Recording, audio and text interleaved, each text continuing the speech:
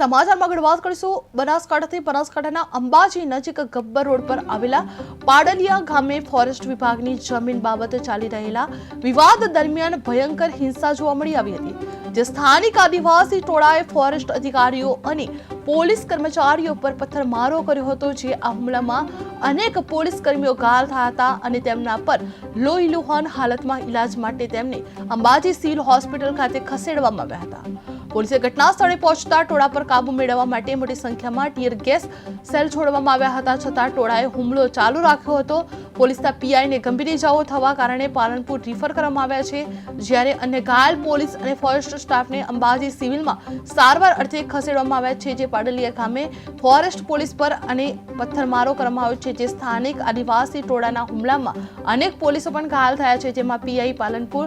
ખાતે રિફર કરવામાં આવ્યા છે અને કર્મીઓને પણ અંબાજી સિવિલ ખાતે રિફર કરવામાં આવ્યા છે જેમાં ટીયર ગેસ સેલ છોડીને ટોળાને કાબુ કરવાનો પ્રયાસ હાથ ધરવામાં આવ્યા હતા। ફોરેસ્ટ જમીન વિવાદને લઈને